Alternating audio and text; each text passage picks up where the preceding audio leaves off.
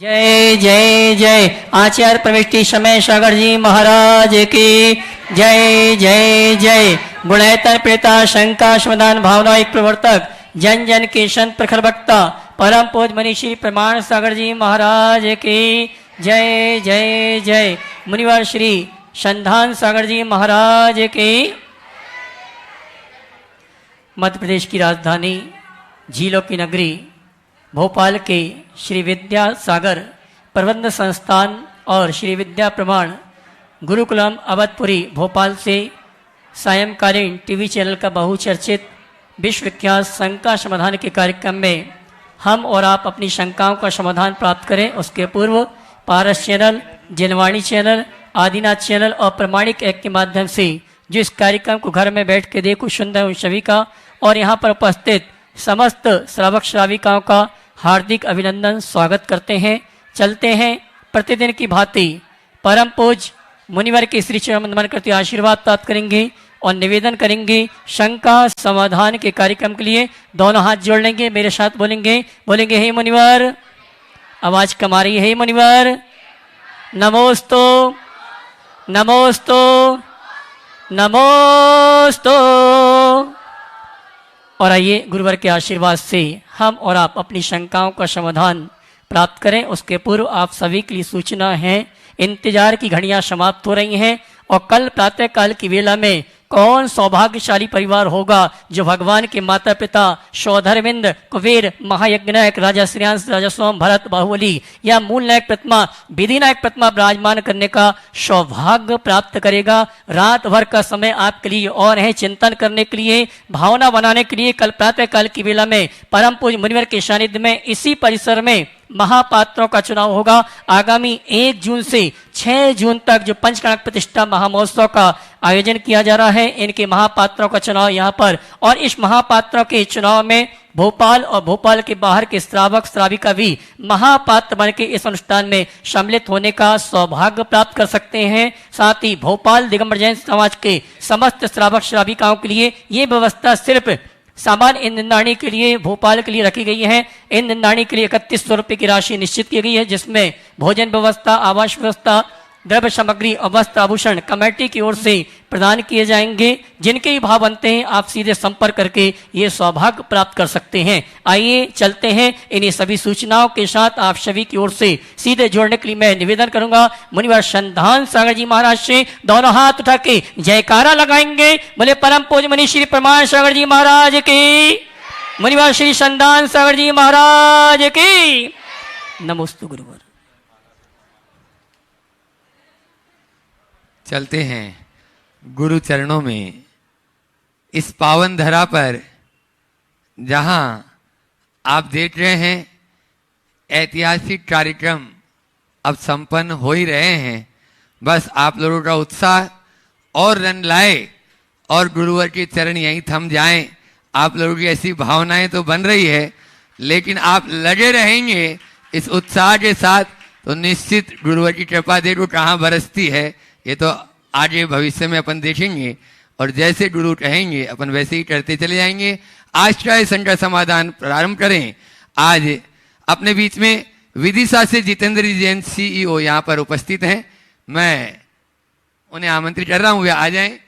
सपत्नी के यहाँ पर उपस्थित हैं और वे अपना प्रश्न भी करेंगे और चाहूंगा बुढ़ाई के शिरोमणि संरक्षक पुष्पेंद्र जी बांदा और सरिता जी बांदा वे आकर उनका सम्मान भी प्रश्नोपरांत कर देंगे। जितेंद्र भी अपना प्रश्न करें और उसके बाद में अपन ऑनलाइन कुछ प्रश्न लेंगे, फिर आप लोगों का नंबर। हाँ, महाराज जी के चरणों में त्रैवार नमोस्तु नमोस्तु नमोस्तु। महाराज जी मैंने पहले भी कहा था कि आपके पास आने के बाद सारी शंकाओं का समाधान अपने आप हो जाता है। कोई भी प्रश्न ही नहीं बचता जीवन का कि आपसे कोई प्रश्न कर लूँ। फिर भी गुरुजी बस इस जीवन को जीने का एक आगे के लिए, चूँकि मैं प्रशासन में हूँ, हमेशा आपसे यही मार्गदर्शन लेता हूँ कि मुझे जीने के लिए एक छोटी सी कुंजी आप हमेशा हर मंच से देते हैं, इस बार भी दे दीजिए। नमोस्तु गुरुजी, नमोस्तु। देखिए, तुम्हारे माध्यम से मैं तुम्हारे जैसे सभी प्रशासनिक अधिकारियों से कहना चाहूँगा कि जो कुछ भी करो अपने दायित्व का निर्वाह करो और धर्म, समाज और संस्कृति के लिए जितना बेहतर किया जा सके वो करो। यही हमारी जिम्मेदारी है।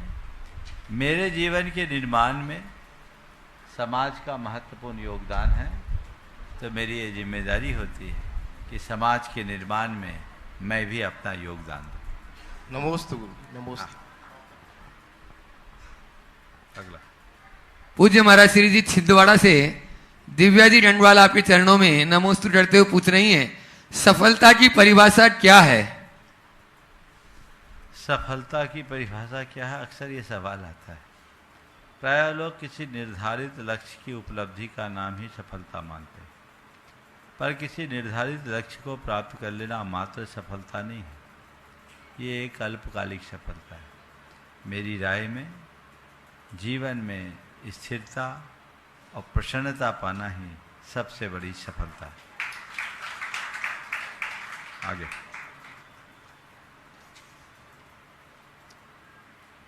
शिरोमणि संरक्षक मदंड किशनगढ़ अजमेर राजस्थान से श्रीमती उडम लता जी डंडवाल पूछ रही हैं, जीवन में जरूरी बने या सिर्फ जरूरत व्यवहारिक जीवन में दोनों में से एक की अपेक्षा अवश्य होती है? कृपया समाधान करने की कृपा करें। जीवन में जरूरी बने या जरूरत, व्यवहारिक जीवन में दोनों में से किसी एक की अपेक्षा होती है, कृपया समाधान करें। पहले तो मुझे प्रश्न को ठीक करना पड़ेगा। जीवन में जरूरी बने या सिर्फ जरूरत, शब्दों को थोड़ा सजाने की जरूरत है।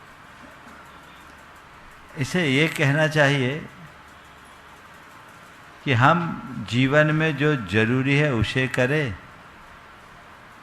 या केवल लोगों की जरूरत बने रहें।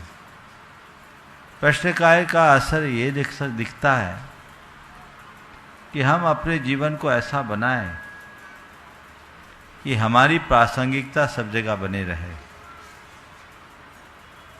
लेकिन हम लोगों की ज़रूरत बनकर के न रह जाए।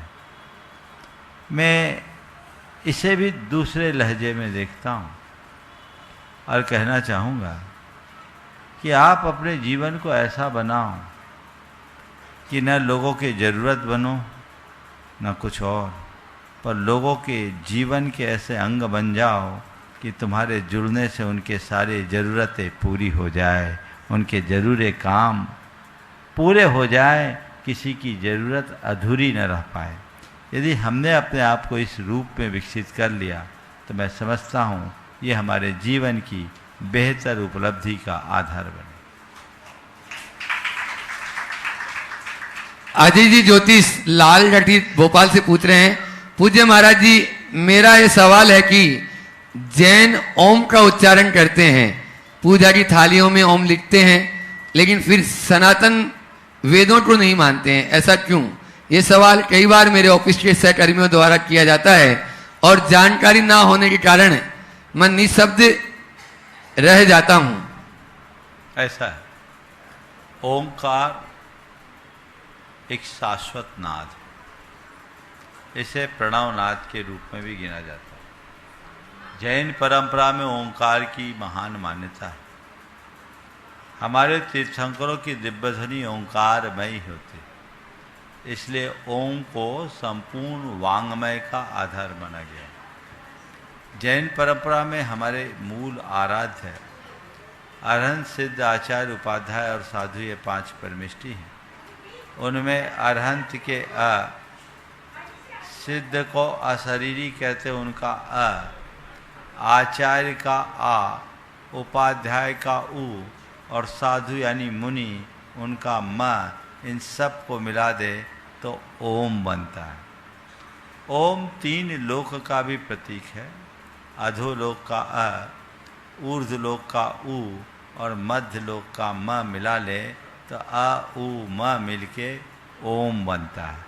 तो इसलिए ओम शब्द जैन संस्कृति में चिरंतन काल से प्रयुक्त होता रहा है और हमारे यहाँ कहते हैं ओकारम बिंदु संयुक्तम नित्यम ध्यायन्ति योगिनः कामदम मोक्षदम चैव ओंकाराय नमो नमः। इसलिए ओंकार की जैन मान्यता है, इसे वेदों से जोड़ना उपयुक्त नहीं है। वेदों की अपनी मान्यता है। जैन धर्म में शब्द प्रधान आगम को मानने की जगह पुरुष प्रधान आगम को माना जाता है। तो हमारे यहाँ वेद है, वो हमारे तीर्थंकरों के द्वारा प्रतिपादित 4 अनुयोग को ही 4 वेद के रूप में माना जाता है। तो हम चतुरनुयोग रूप वेद की मान्यता करते हैं। ये एक अलग अलग धार्मिक और दार्शनिक दृष्टिकोण है, धारणाएं हैं, मान्यताएं हैं, हमें उस अनुरूप देखना चाहिए। लेकिन ओंकार को मानने वाले वेद को माने ये कोई ज़रूरी नहीं। अभी तो हमें एक बात सोचना चाहिए कि हमारी इस संस्कृति में कुछ तत्व ऐसे हैं जो सभी परंपराओं में एकत्व को प्रकट करते हैं। ये बहुत प्रसन्नता का विषय है कि लगभग सभी भारतीय परंपराओं में ओम और स्वस्तिक की मान्यता है। तो इस बात का प्रमाण है कि ये हमारे ऐसे प्रतीक और ऐसे आधार हैं जो सर्वमान्य हैं। तो इस सर्वमान्यता का द्योतक है, इसे हम अपनाएं और अगर कोई अपनाता है तो उसका स्वागत करें। गुणायतन ट्रस्टी प्रकाश जी पाटनी, जो क्षेत्रीय अध्यक्ष भी हैं भारतीय जन मिलन अजमेर से, पूछ रहे हैं जीवन के क्रिकेट में शब्दों के बाउंसर को फ्रंट फुट पर खेलना चाहिए या डिफेंसिव हो जाएं। फ्रंट फुट पर स्कोर बढ़ाने की संभावना अधिक होती है और डिफेंसिव खेलने पर चोट लगने की संभावना अधिक होती है। गुरुदेव, मेरी शंका यह है कि शब्दों के बाउंसर को किस प्रकार से खेला जाए और किस प्रकार के हेलमेट का इस्तेमाल किया जाए। अच्छा बल्लेबाज ओपनिंग में फास्ट बॉलर का सामना करता है। देखिए, शब्दों के बाउंसर को किस तरीके से खेला जाए, डिफेंसिव मूड में अथवा उन्हें फ्रंट फुट पे खेलने का। देखिए, रन बनाना है तो हमें फ्रंट फुट में खेलना चाहिए और हमारे पास ऐसी कला होनी चाहिए कि कोई कैसा भी बाउंसर क्यों ना फेंके, हम झेलेंगे नहीं, खेलेंगे। आज सुबह भी मैंने बोला था, हम झेले नहीं, खेले। तुम्हारा काम है तुम फेंको, हमारा काम है हम ऐसे आउट नहीं होंगे, तुम्हारी बॉल को बाउंड्री के आउट करेंगे। और इसका एक बहुत सरल सा तरीका है, कोई कुछ भी शब्द बोले आप उसका प्रतिवाद ही ना करें। समझ गए? आप प्रतिवाद ना करें, आप उसको सहजता से ले, सुनकर अनसुना करें। यदि आप प्रतिवाद मुक्त होकर के रहते हैं, सुन करके अनसुना करते हैं, तो तय मानना उसकी वह गेंद सीमा पार जाएगी, उसे नुकसान होगा, आपका स्कोर खड़ा होगा। उसे नुकसान होगा, आपका स्कोर खड़ा होगा। किसी ने कुछ कहा और हमने प्रतिक्रिया दी, यानी हम आउट हो गए। और किसी ने कुछ कहा, हमने उसे इग्नोर कर दिया, यानी हमने उसे आउट कर दिया। हमें आउट होना नहीं है, सामने वाले को आउट करना है। तो बहुत अच्छा रास्ता है। मुझे कोई कुछ भी कहे, एक ही काम करना है। क्या करना है? एक ही काम करना है। क्या करना है? इग्नोर करना है। अगर तुमने उससे पकड़ लिया तो आउट हो जाओगे, लपक लिए जाओगे या बल्ला उखड़ जाएगा। इसलिए सावधानी और सजगता के साथ जीवन को आगे बढ़ाएं। शैलेंद्र जी जैन कटक से पूरे परिवार के साथ में आपके चरणों में नमोस्तु करते हुए पूछ रहे हैं, स्वार्थ और आत्मरक्षा में क्या फर्क है? स्वार्थ और आत्मरक्षा में देखिए, स्वार्थ जब हम अपने किसी प्रयोजन की पूर्ति के लिए कोई प्रयत्न करते हैं, स्वार्थ होता है। ये स्वार्थ भौतिक भी हो सकता है, ये स्वार्थ आर्थिक भी हो सकता है, ये स्वार्थ पारिवारिक भी हो सकता है, ये स्वार्थ सामाजिक भी हो सकता है, कई रूपों में स्वार्थ हो सकता है जिसमें आपका कोई वैयक्तिक लाभ छुपा हो। निहित हित की पूर्ति के लिए व्यक्ति स्वार्थपूर्ण व्यवहार करता है, लेकिन आत्मरक्षा इसमें अपना कोई स्वार्थ नहीं, केवल एक ही ध्येय और प्रयोजन है, जीवन की सुरक्षा। और वह तब जब सामने वाला हमारे जान लेने पर उतारू हो, सामने वाला हम पर हमला करने की स्थिति में हो, तब आप आत्मरक्षा के लिए काम करें। इसलिए दोनों को एक मानना ठीक नहीं। आगे। और आज यहाँ पर काफी प्रश्न हैं, तो अपन अभी ऑनलाइन वाले इतने ही लेते हैं। और यहाँ उपस्थित महिला मंडल सोनागिर से साधना महिला मंडल सोनागिर, वे अपना प्रश्न गुरु चरणों में रखें। एक ही प्रश्न एक लोग करें तो सबका नंबर आ जाएगा इसमें तो। हाँ, आज एक ग्रुप को एक ही।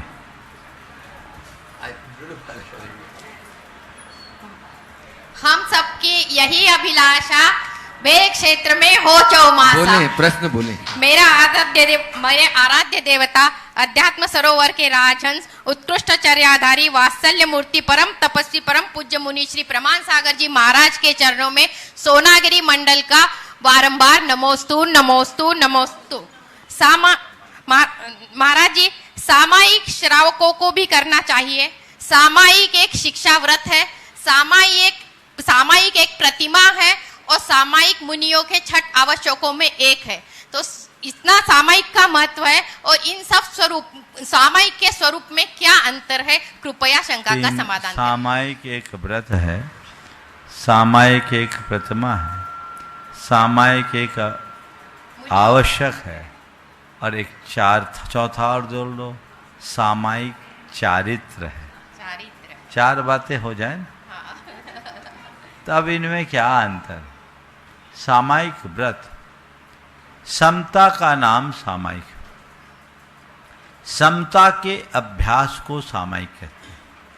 और यह जब प्रक्रिया एक आराधना के रूप में अभ्यास रूप होती है तो ये व्रत कहलाता है। इसे ही नियम रूप कर लेने पर, संकल्पित होकर करने पर वह प्रतिमा बन जाती है। जो गृहस्थों के लिए सामायिक व्रत में 2 बार और सामायिक प्रतिमा में 3 संध्याओं में नियमबद्ध उन्हें सामायिक करना ही होता है। मुनियों का सामायिक आवश्यक है, वह अपने दिन भर में त्रिकाल सामायिक करते हैं। हालांकि सामायिक आवश्यक के अंतर्गत कहीं ऐसा उल्लेख देखने को नहीं मिला कि 3 बार मुनि सामायिक करे ही। वहाँ द्रव्य छेद काल भाव के रूप से नाम स्थापना द्रव्य छेद काल भाव, ये 6 प्रकार की सामायिक का विधान मिलता है। और 6 प्रकार की सामायिक में मूलतः समता को मुख्य बताया। समता को सामायिक है, और इस आधार पर कतिपय जन कहते हैं कि मुनियों के सदा काल सामायिक होती है, इसलिए उनको बैठकर सामायिक करना उचित नहीं। पर आगम में अनेक स्थानों पर सामायिक को एक आवश्यक कर्म मानकर उसे नियमित करने का विधान किया है, और तभी आवश्यक अपरिहानी नाम की भावना पूरी होगी। इसलिए सामायिक आवश्यक करना चाहिए। पर मुनियों के लिए गृहस्थों की तरह समय का निर्धारण वैसा नहीं किया कि उनको इस संध्या काल में ही सामायिक करना। मुनियों के लिए ये प्रेरणा जरूर दी है कि अपनी समता रूप वृत्ति को हमेशा मेंटेन करके चलो। सामायिक चारित्र जो 6ठे गुणस्थान से 9वें गुणस्थान तक होता है, सर्व पापों के परित्याग से उत्पन्न समता की जो भावना है उसको बोलते हैं सामायिक चारित्र, जो अहरनिश होता है। नमोस्तु गुरुदेव, नमोस्तु। और आगे आज अपने बीच में यहाँ पर संगस्थ बाल ब्रह्मचारी रूपेश भैया जी, जो ज्ञान ध्यान तप में लीन रहते हैं, आपके सामने हैं।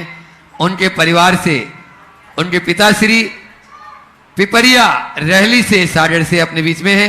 जोरदार तालियों से उनका सम्मान करें। राकेश जी जैन और बहन पद्मा जी यहाँ पर उपस्थित, वे अपना प्रश्न भी करें। और मैं चाहूंगा कि उनके सम्मान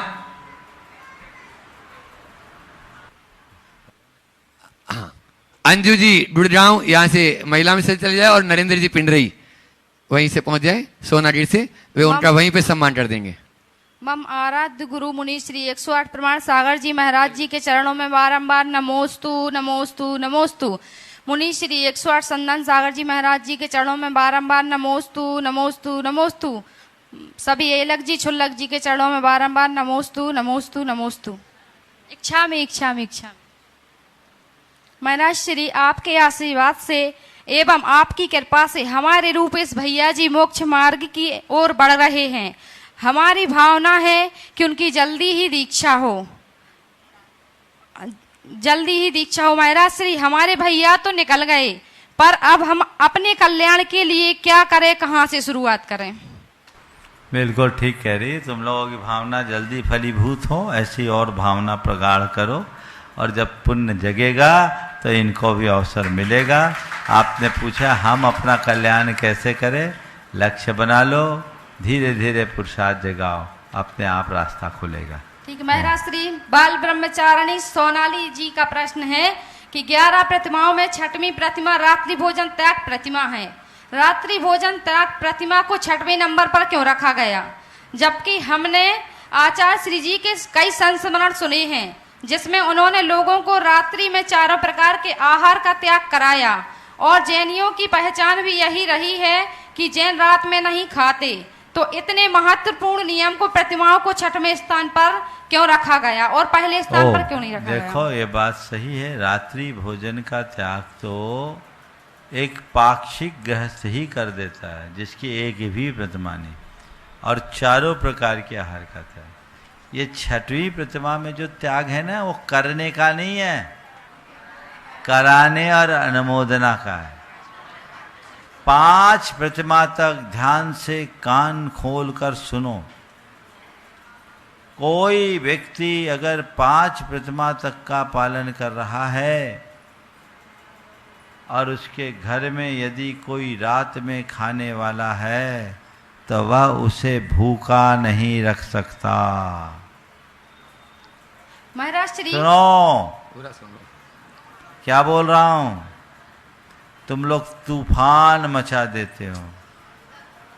हालांकि व्रती जिस घर में हो वहां किसी को रात में खाना ही नहीं चाहिए, लेकिन यदि किसी परिस्थितिवश ऐसी कोई बात हो तो ये 6ठी प्रतिमा जो बताती है कि 5 प्रतिमा तक तुम ऐसा कर सकते हो। उदाहरण के लिए कोई 25 साल की महिला है, वो प्रतिमाधारी है और उसका 6 महीने का दूध पीता बच्चा है, रात में रोएगा तो दूध पिलाएगी कि बेटा तेरा रात्रि भोजन का त्याग है, सवेरे पिलाऊंगी? क्या करेगी बोलो, थोड़ा जोर से बोलो। तो ये कहाँ तक पिला सकती है? 5वीं प्रतिमा तक। इसलिए घर परिवार में व्रतियों को अपनी स्थिति ठीक तरीके से समझनी चाहिए। मैं व्रती हूँ, मेरा पूरा परिवार व्रती नहीं है। अगर घर के अन्य सदस्य आपको कोऑपरेट करते हैं तो आपको भी उन्हें कोऑपरेट करना चाहिए, और आप कोऑपरेट करोगे तभी वो कोऑपरेट करेंगे। मैं व्रती, तुम अव्रती, तुम असंयमी, ये सब शब्दों का प्रयोग दूरियां बढ़ाता है। हमारा धर्मशास्त्र हमें इसकी अनुमति नहीं देता, इसलिए इस पर बहुत गंभीरता से विचार करना चाहिए। बाल ब्रह्मचारी कपिल भैया जी का प्रश्न है। और है, चलो पूछ लो। आचार्य श्री जी के खिलाफ जो पत्रकांड हुआ, चलो बाद में करना। हाँ, जोरदार ताली बजा दे नमोस्तु एक बार इनके सम्मान के लिए। और उसके बाद में आज अपने बीच में बावड़िया कला से विजया महिला मंडल यहाँ पर उपस्थित हैं। उनके भी यहाँ पे 3-4 प्रश्न इस प्रश्न पत्र में हैं, लेकिन एक ही प्रश्न करें तो अच्छा रहेगा। लोग आए हैं, 2 देना पड़ेगा। अच्छा, 2 दे दो। चलिए एक बार जोरदार ताली बजा दीजिए इनके लिए।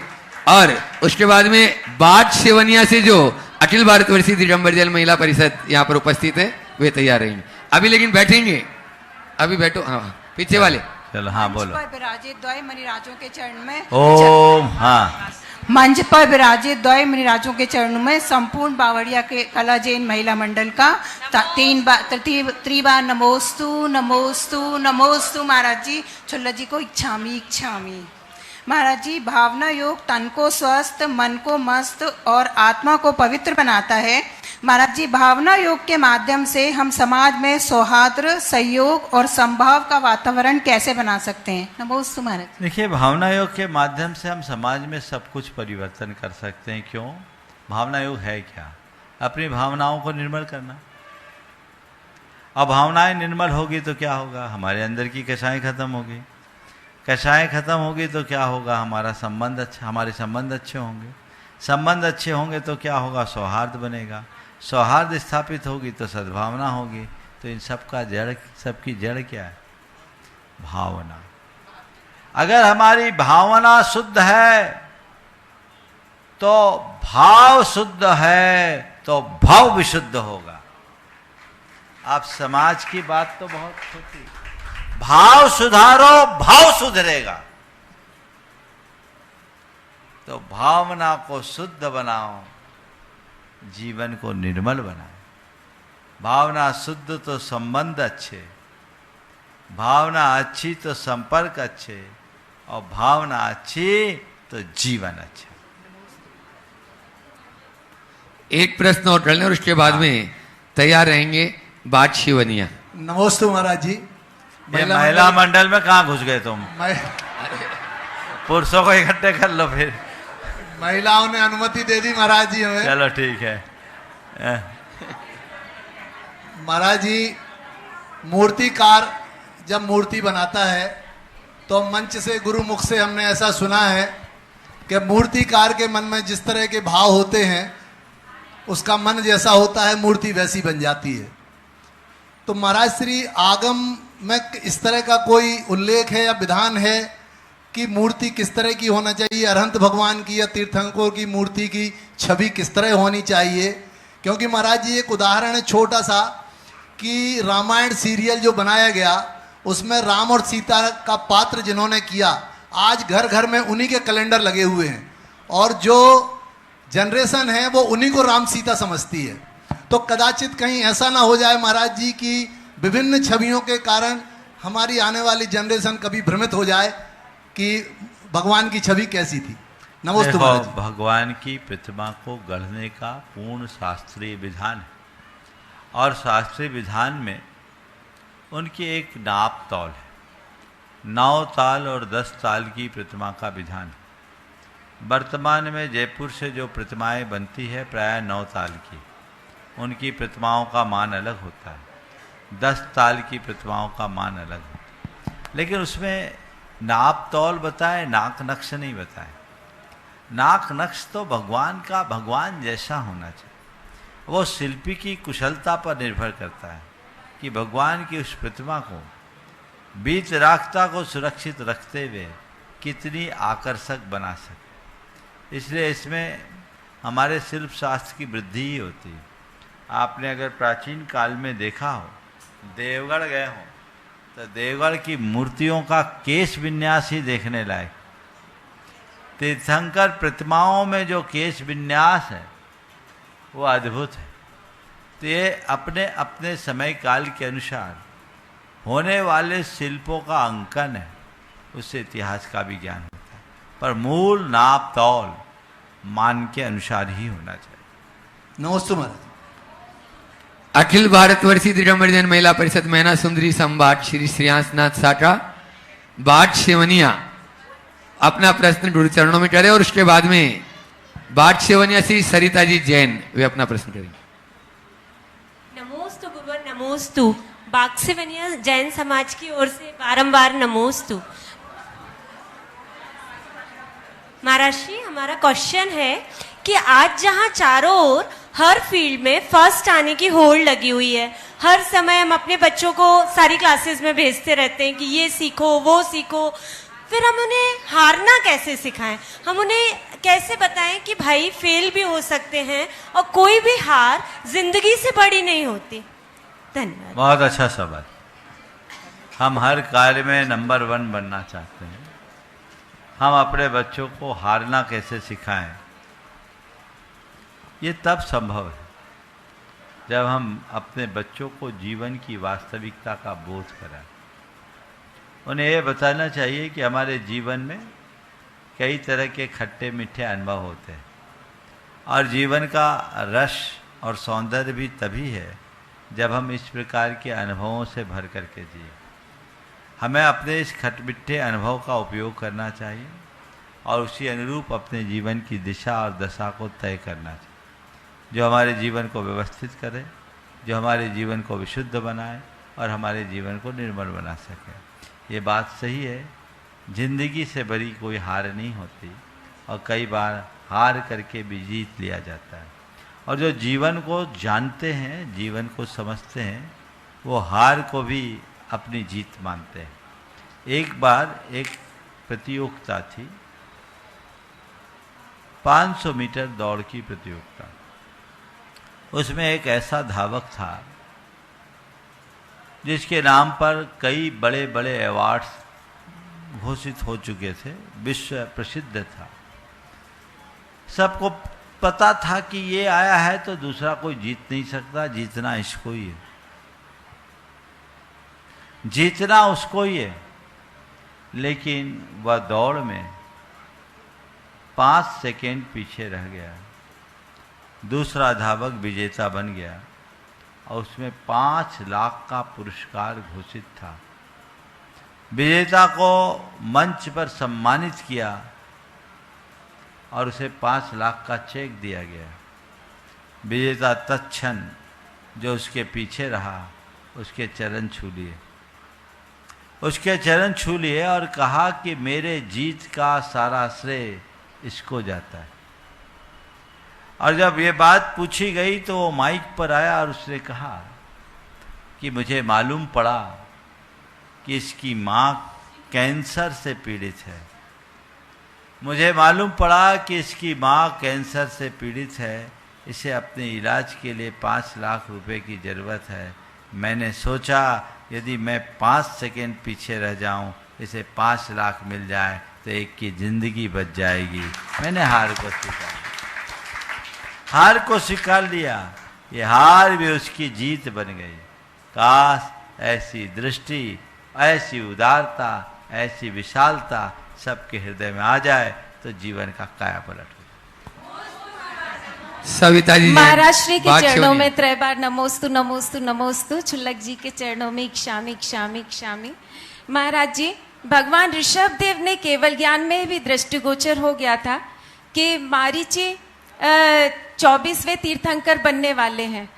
20 लाख सागर वर्ष बाद महाराज जी, ये सब क्या पहले से निश्चित था?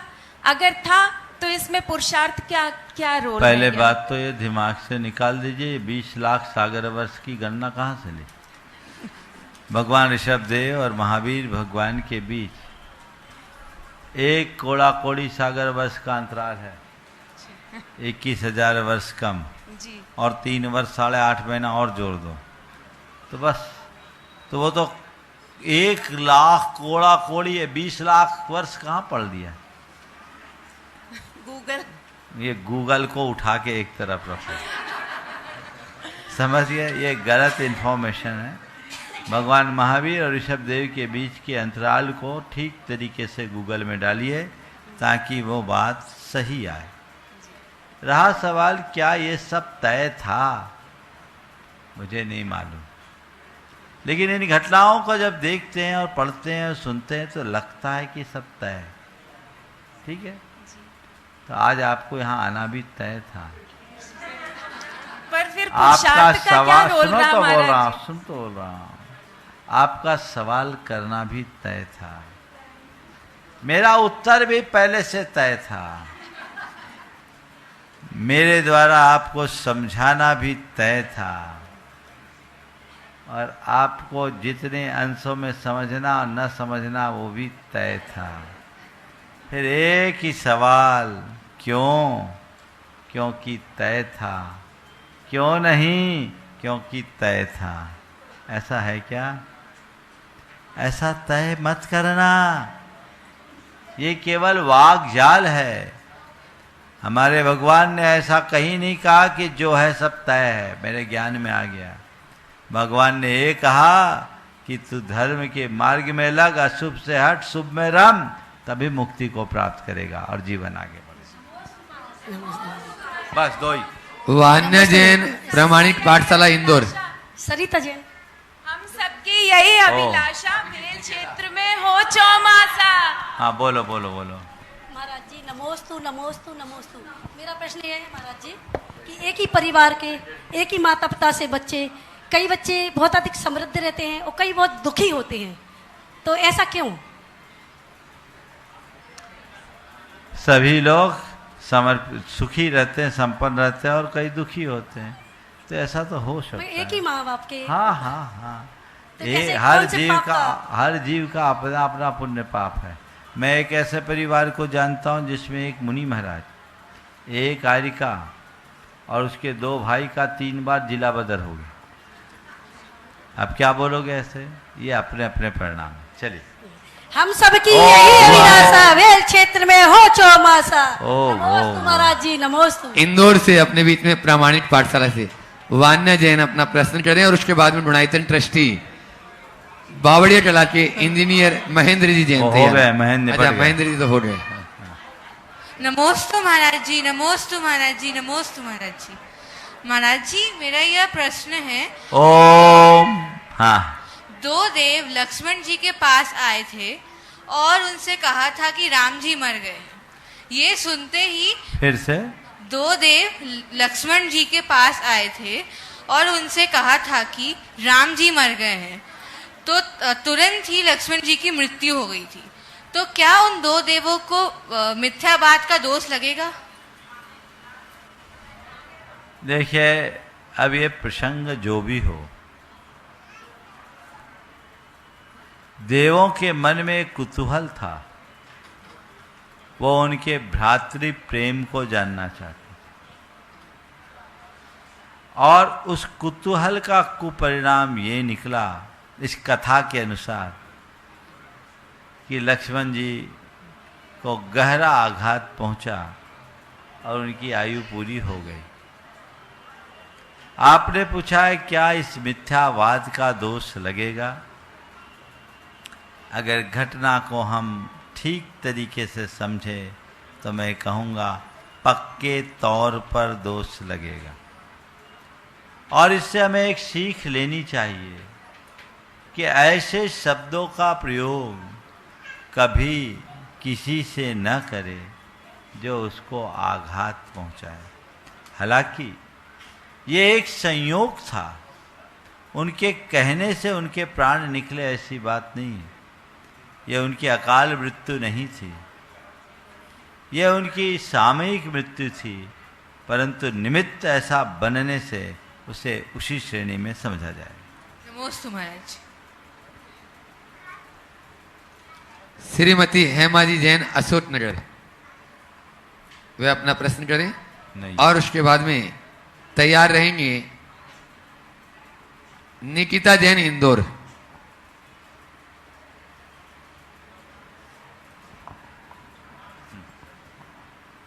नमोस्तु गुरुदेव। नमोस्तु महाराज जी। इच्छामी महाराज जी, दया और करुणा में क्या अंतर है?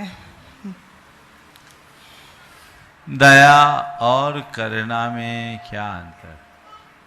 ऊपरी तौर पर देखें तो दोनों समान अर्थी दिखते हैं, लेकिन गहराई से देखें तो दोनों में अंतर है। दया की जाती है, करुणा झरती है, बरसती है, प्रकट होती है। दया की जाना और करुणा का प्रकट होना, इसमें मौलिक अंतर है। किसी दीन दुखी को देखकर हृदय का द्रवीभूत होना और उसके सहयोग के लिए हाथ आगे बढ़ाना, ये दया की अभिव्यक्ति। लेकिन किसी दीनहीन प्राणी या किसी दुखी को देखकर सहज भाव से अपने मन में संवेदना जग जाना, उसका प्रवाह प्रकट हो जाना, ये करुणा की अभिव्यक्ति। नमोस्तु गुरुदेव, नमोस्तु गुरुदेव। ओम। निकिता जी जैन इंदौर, वे अपना प्रश्न करें, उसके बाद में राजेश श्वेता जैन पारस होम्स गुणायतन ट्रस्टी तैयार हैं। महाराज जी के श्री चरणों पे त्रैवा नमोस्तु नमोस्तु नमोस्तु। शुल्लक जी के चरणों में इच्छामी इच्छामी इच्छामी। महाराज जी, मेरा प्रश्न यह है कि हमारा मंदिर 3 शिखर का होता है, मंदिर जी में भी हम कम से कम 3 प्रतिक्रमा भी लगाते हैं, परंतु गर्भवती महिला इन इंद्राणी क्यों नहीं बन सकते हैं? 3 जीव की पूजा एक साथ भगवान जी को क्यों नहीं लगती है? एवं गर्भवती महिला आहार भी क्यों नहीं दे सकती है? देखिए, मंदिर में 3 हो, सब में 3 हो, और गर्भवती महिला को इसलिए नहीं रोका जाता कि उसके साथ 3 है, केवल इसलिए कि अब उसके लिए अतिरिक्त सावधानी अपेक्षित है। यदि इन दिनों वो अतिरिक्त सावधानी नहीं अपनाए तो अंदर पल्लवित होने वाली संतान का अहित भी हो सकता है। वो ना हो इसलिए उनको आहार दान से दूर रखा गया, पर अनुमोदना से दूर नहीं रखा गया। उन्हें विशेष पात्र बनने का निषेध किया गया, लेकिन भावना के लिए निषेध नहीं किया गया। तो ये शक्ति और परिस्थिति के अनुरूप हमें अपना काम करना चाहिए। नमोस्तु महाराज जी। श्वेता जी जैन नारायण नगर पारस होम्स, वे अपना प्रेसिडेंट गुणायतन ट्रस्टी और उसके बाद में तैयार रहेंगे। अपने बीच में रायपुर से संध्या रवि जी सेठी यहाँ पर उपस्थित हैं, वे आगे आ जाएं। और मैं चाहूंगा उनके सम्मान के लिए नरेंद्र जी टोंगिया वहीं पर जाकर उनका सम्मान भी करेंगे। नमोस्तु भगवान, नमोस्तु नमोस्तु। महर्षि भगवान कुंद आचार्य ने श्री समय सार जी में लिखा है, बोला है गाथा में, अहम को खलु शुद्धो दंसन नान मयो सदा अरूवी नव्यथी मज्ज किंचवी अन्नम परमाणु मिंतम्पी। तो हम पढ़ते भी रहते हैं और हर गुरु के मुंह से सुनते भी हैं, और हमारे आसपास हम देखते भी हैं कि अणु मात्र हमारा नहीं है। जब जीव निकल जाता है तो सब यहीं छूट जाता है। तो क्या ये पुराने संस्कार हैं जो हम नहीं समझ पाते हैं, या चारित्र मोहिनी का उदय इतना प्रबल रहता है कि हम बार बार ये सुनने के बाद भी हमारे जीवन में उतार नहीं पाते हैं? बिल्कुल सही है। ऐसा हमारे अंदर के संस्कार के कारण जानने के बाद भी हम बार बार वही दोहराते हैं जो हमें नहीं करना चाहिए। इस बात को आचार्य पूज्यपाद के सामने रखा गया तो उन्होंने इसका समाधान देते हुए कहा, जानन अपि आत्मनस्तत्वम विविक्तम भावयन्नपि पूर्व विभ्रम संस्कारात् भूयः भ्रांति में विगच्छति। आत्मा के स्वरूप को जानते हुए नित्य एकांत में उसकी भावना भाते हुए भी पुराने भ्रम, पुराने संस्कार से प्रेरित होने के कारण ये आत्मा बार बार डगमगा जाती है। इसलिए केवल जानना पर्याप्त नहीं, निरंतर भावना भाते हुए जो जाना है उसे अपने अनुभव में उतारना जरूरी है, तभी हम इसका सही लाभ ले पाए। चारित्र मोहिनी का तीव्र उदय, यही संस्कार। हाँ, रवि जी सेठी रायपुर से सपत्निक अपना प्रश्न कर रहे हैं। आप लोग जोरदार तालियों से उनका सम्मान कर दें। नरेंद्र जी टोंगिया। हाँ, और उसके बाद में पहले भैया जी अपनी बात रखेंगे और उसके बाद और प्रश्न अपन लेंगे। महाराज जी नमोस्तु नमोस्तु नमोस्तु। महाराज श्री हम लोग अपने घर को सजाने के लिए तो बहुत कुछ करते हैं, खूब सजावट के सामाने लाते हैं, करते हैं।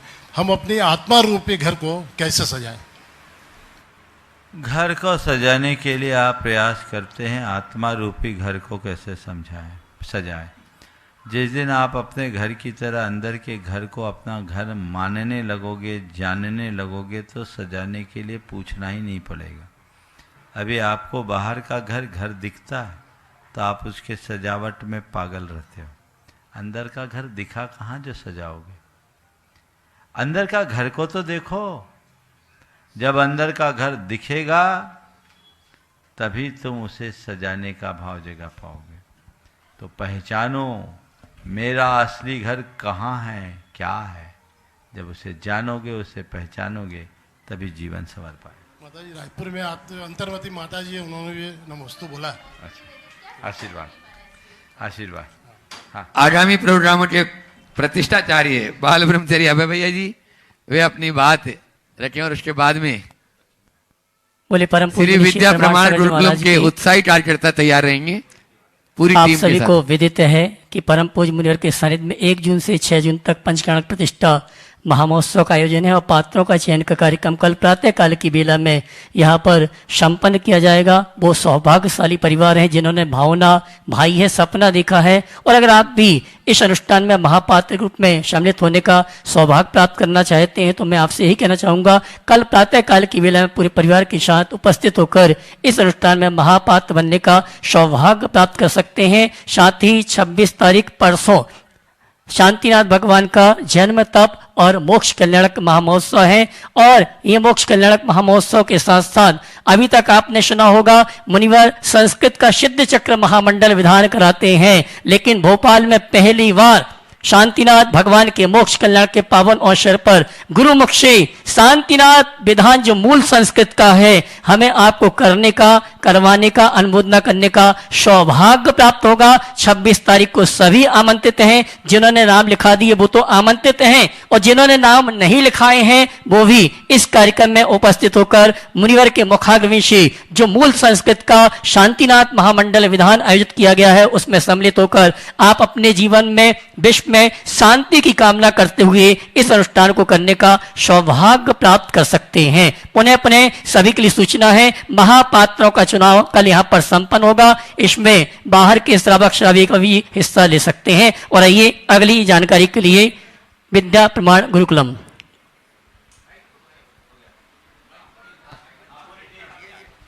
श्री विद्या प्रमाण गुरुकुलम की पूरी टीम यहाँ, उत्साही टीम यहाँ पर है। एक बार जोरदार जोरदार सभी के लोग तालियां, ताकि इनका उत्साहवर्धन इसी प्रकार से और भी आगे होता रहे। रत्ना जी पारक, अनुभव जी सराफ, विनी जी डोदा, नरेंद्र जी टोंडिया, अनुभव जी सराफ, रवि जी मड़वैया, विकास जी अजमेरा, रोहित सुगंधी जी, राजेश जी पारसोम, महावीर जी सिंगई और यहाँ पर जो भी उपस्थित हैं, एक बार जोरदार ताली फिर से आप और बजा दीजिए। और मैं चाहूंगा रत्ना जी अपनी बात रखें। गुरुवर आपके चरणों में कोटि कोटि वंदन। हमारे श्री विद्या प्रमाण गुरुकुलम की तैयारियां ऐसे जोर शोर से चल रही हैं, ऐसा लग रहा है कोई महोत्सव है। आपके मार्गदर्शन में प्रभुवर जो शिक्षा मित्र और विद्या मित्र के रूप में लोग जुड़ रहे हैं, वो भी रोज हमारे पास लोग जुड़ते चल रहे हैं और सबकी भावना बहुत श्रेष्ठ हो रही है कि बच्चों को जो हमने उनको आपने जो मार्गदर्शन दिया है कि बच्चों को वो अडॉप्ट कर सकते हैं। और एक बच्चे की शिक्षा में वैसे तो काफी मूल्य लग रहा है, पर 1 लाख रुपीज से आप एक बच्चे को स्पॉन्सर कर सकते हैं और पूरे उसकी 12th तक की क्लास की पढ़ाई के लिए आप 5 लाख रुपीज में के डोनेशन से उसको सपोर्ट कर सकते हैं। और धीरे धीरे हमारे साथ बहुत लोग उसमें जुड़ रहे हैं। प्रभुवर हमारी जो ये पूरी टीम है बहुत उत्साह के साथ, हमारे विनीत भैया, अनुभव भैया, विकास अजमेरा भैया, रवि भैया, रोहित जैन भैया, सुरेश भैया, नरेंद्र भैया, राजेश पारस भैया, सभी लोग बहुत ही जोर शोर से तैयारियां कर रहे हैं। बहुत कम समय में जिस तरह का काम हो रहा है, मैं कह सकती हूँ 1 साल का काम 2 महीने में होने की तैयारी चल रही है। और सिर्फ आपका चेहरा देख के, आपके मार्गदर्शन से हम सब में इतनी एनर्जी आती है गुरुवर, मुझे लगता है बहुत बड़ा काम बहुत कम समय में होने जा रहा है। कोटि कोटि वंदन। गुरुवर विद्यासागर इंस्टीट्यूट के प्रांगण में जो हम लोगों ने बीकॉम और बीबीए की शुरू की है योजना, उसमें भी बच्चे जुड़ रहे हैं। और खास तौर पे जो एमबीए प्रोग्राम है जो हमारे जैन बच्चों को सशक्त बनाएगा, उनको ट्रेन करके स्किलफुल बना के और जॉब में हेल्प करेगा, सिर्फ 60 सीट्स उसमें हैं। पर हमारे पास सेंट्रल इंडिया से काफ़ी लोगों के इंक्वायरीज आ रही हैं। 30 सीट्स अब शेष बची हैं और बहुत शीघ्र आपके आशीर्वाद से वो भी पूरी होंगी। तो श्री विद्या प्रमाण गुरुकुलम जो है उसका कार्यक्रम ऐसे बढ़ता चल रहा है और गुरुवर जितने शब्द कहे जाएं वो कम हैं। जो आपने बच्चों के लिए ये जो किया है, बहुत बहुत बहुत बहुत बहुत धन्यवाद भी क्या बोलूँगा मैं। और कोई बात? जल्दी करें, अनुभवी आप। गुरुदेव बारंबार चरणों में नमन पूरी टीम की ओर से, पूरी ऊर्जा भरी हुई गुरुजी। कुछ काम रह गए हैं जो आप बार बार मार्गदर्शित कर रहे हैं, हम आपको आश्वासित करते हैं पूरी टीम की ओर से कि सारे काम हम आपको 30 तारीख के पहले देंगे। गुरुदेव नमोस्तु गुरुदेव। चलो नरेंद्र, तुम्हें कुछ बोलना अपनी पंचकला? हाँ चलो, देखिए अभी जैसे आपको जानकारी दी गई, कल का दिन आप लोगों के चुनाव का दिन है और वो तो जिनका सौभाग्योदय होगा वो जरूर लाभान्वित होंगे और ऐसे निमित्त बिरले भाग्यशालियों के जीवन में आते हैं। आप उसके लिए प्रयास कीजिए। मैं सभी से ये कहूँगा कि इस पंचकल्याण को पूर्ण उत्साह के साथ संपन्न कराना है। एक इतना उत्साह अपने हृदय में जगाए कि ये पंचकल्याण इस पूरे के पूरे परिक्षेत्र के अभ्युदय का आधार बन जाए, सबके विकास का कारण बने। ये प्रयास आप सबको करना है। जो लोग भी अपना मानस बनाए हैं वे अपने मानस को अभी से तैयार रखें और ये तय कर ले कि हमें इसमें पूरी तरह लाभान्वित होना है। मैं चाहूँगा नरेंद्र टोंगिया कल और उसके आगे के कार्यक्रम की जानकारी अभी लोगों को दे दे 2 मिनट में। बहुत तत्परता के साथ अपनी टीम के साथ ये लगे हुए हैं और उसके साथ ही बंधुओं 1 तारीख से 6 तारीख तक पंचकल्याणक है, पर एक विशेष जिसके लिए मैं आज आप लोगों से जरूर कहना चाहूँगा, परसों का दिन भगवान शांतिनाथ के नाम समर्पित कर दें। परसों प्रातःकाल सब लोग, चाहे कार्यकर्ता हो चाहे और कोई, सारे काम छोड़कर प्रातःकाल के विधान में सम्मिलित हों। संस्कृत का विशुद्ध महिमाशाली ये शांतिनाथ महामंडल विधान, इसमें आप सबको अपनी भागीदारी सुनिश्चित करनी, जो मूल बीजाक्षरों से युक्त होगा। शांतिनाथ भगवान के जन्म, तप और निर्वाण कल्याणक के अवसर पर ये मौके बहुत दुर्लभता से मिलते हैं। कई लोग बाहर से आ रहे हैं, भोपाल वाले वंचित न रहें। तो ये कार्यक्रम प्रातः 6 बजे से प्रारंभ होगा और लगभग 9:30 से 10 बजे तक पूरा होगा। 7:15 पर शांतिनाथ विधान का सिद्ध भक्ति का पाठ प्रारंभ हो जाएगा। इसलिए परसों के कार्यक्रम में जो भी सम्मिलित होना चाहते हैं वे आए और अपनी पूर्व सूचना इन लोगों को दे दे, तो इनकी व्यवस्थाएं थोड़ी ज़्यादा अच्छी बन जाएगी। शेष बातें नरेंद्र जी बात करेंगे। और हाँ, 7 तारीख से जो भावना योग का शिविर है उसमें भी बहुत सारी प्रविष्टि आ गई है। मैं चाहूँगा कि जो लोग भावना योग के प्रचार प्रसार में अपनी सहभागिता देना चाहते हैं वे जरूर इससे जुड़े। गुरुवर नमस्तु नमस्तु नमस्तु नमस्तु। एक बार जोरदार तालियां।